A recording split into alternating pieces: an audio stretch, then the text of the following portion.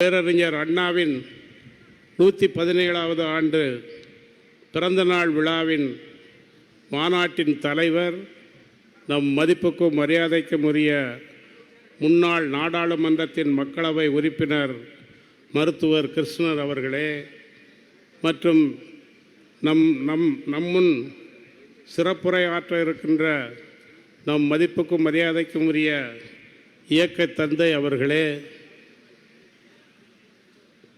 நம்முடைய முதன்மை செயலாளர் உள்ளிட்ட கழகத்தின் முன்னோடிகளே, நண்பர்களே, தோழர்களே, தாய்மார்களே, சகோதரிகளே, உங்கள் அனைவருக்கும் எனது நெஞ்சம் நிறைந்த மாலை வணக்கத்தை தெரிவித்துக் கொள்கின்றேன். நான் 1970 நெல்லை மருத்துவக் கல்லூரியில், திருநெல்வேலி மருத்துவக் கல்லூரியில் படித்து கொண்டிருக்கும் பொழுதிருந்து நம் தலைவர் அவர்களை எனக்கு நன்கு தெரியும். தலைவர் அவர்களோடு நாங்கள் நீண்ட நேரம் பேசி கொண்டிருப்போம். தலைவர் பல்வேறு கூட்டங்களுக்கு எங்களை அழைத்து செல்வார்கள். சென்னையில் நடைபெறுகின்ற மாநாட்டுகளுக்கு கூட அழைத்து செல்வார்கள். அவர்களோடு மிகவும் நெருங்கி பழகியவன் என்ற முறையில் நான் என்ன ஜாதி என்பது அவர்களுக்கு தெரியாது. அதுபோன்று பல்வேறு மாணவர்கள் எங்களோடு இருப்பார்கள், என் நண்பர்கள்லாம் இருப்பார்கள். எங்களுக்கும் என்னென்ன ஜாதி என்றே தெரியாது. தலைவருக்கும் நாங்கள் என்ன ஜாதி என்பதே தெரியாது. அந்த அளவுக்கு ஜாதி பேதமற்ற ஒரு நிலையில் இருந்தவர் தான் நம்முடைய தலைவர் அவர்கள். ஒரு முறை கூட தென்காசி நாடாளுமன்ற தொகுதியில் நான் சார்ந்திருக்கின்ற ஒரு ஜாதியிலிருந்து ஒருவரை வேட்பாளராக தேர்ந்தெடுக்க வேண்டும், அதற்கு மருத்துவரில் யாராவது இருப்பார்களா என்று அவர்கள் பொதுவாக கேட்ட பொழுது, எங்கள் உடனிருந்த என் ஆருயிர் நண்பர் டாக்டர் அசன் இப்ராஹிம் அவர்கள், நம் டாக்டர் சதன் திருமலைக்குமாரே அந்த ஜாதியை சார்ந்தவர் தானே, உங்களுக்கு தெரியாதா அண்ணாச்சி அப்படின்னு கேட்டார். அப்படியா, எனக்கு தெரியாத ஐயா அப்படின்னு சொல்லி அந்த தேர்தலில் என்னை வேட்பாளராக நிறுத்துவதற்கு டாக்டர் கலைஞர் அவர்களிடத்தில் சிபாரிசு செய்தார்கள்.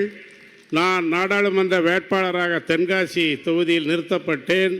தலைவர் அவர்களால் நிறுத்தப்பட்டிருந்தேன். ஆனால் அந்த நேரம் நடந்த ஒரு சம்பவத்தால் நான் வெற்றி வாய்ப்பை இழந்தேன். அதை பற்றியெல்லாம் நாங்கள் கவலைப்படலை.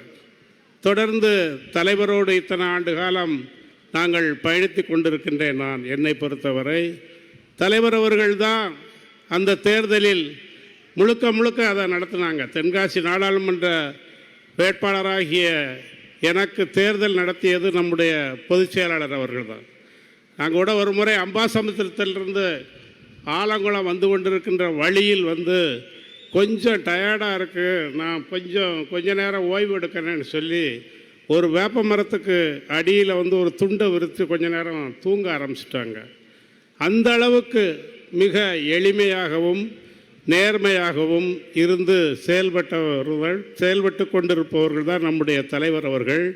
நம்முடைய அண்ணா அவர்கள் சொன்னது போல் கடமை, கண்ணியம், கட்டுப்பாடு என்ற மந்திரத்தை போல் பொது வாழ்வில் தூய்மையோடு வாழ்ந்து கொண்டு தனி மனித ஒழுக்கத்தில் இருக்கின்ற நம் தலைவர் அவர்கள் தமிழகத்தின் வாழ்வாதாரங்களை காப்பாற்றுவதற்காக பல்வேறு போராட்டங்கள், பல்வேறு நடைபயணங்கள் போன்றவற்றை மேற்கொண்டிருக்கின்றார்கள். ஆகவே அவர்களது கரங்களை வலுப்படுத்துவதற்கு நாம் முன்னிற்க வேண்டும் என்று எல்லோரையும் அன்போடு கேட்டுக்கொண்டு இடம் சார்கிறேன். நன்றி, வணக்கம்.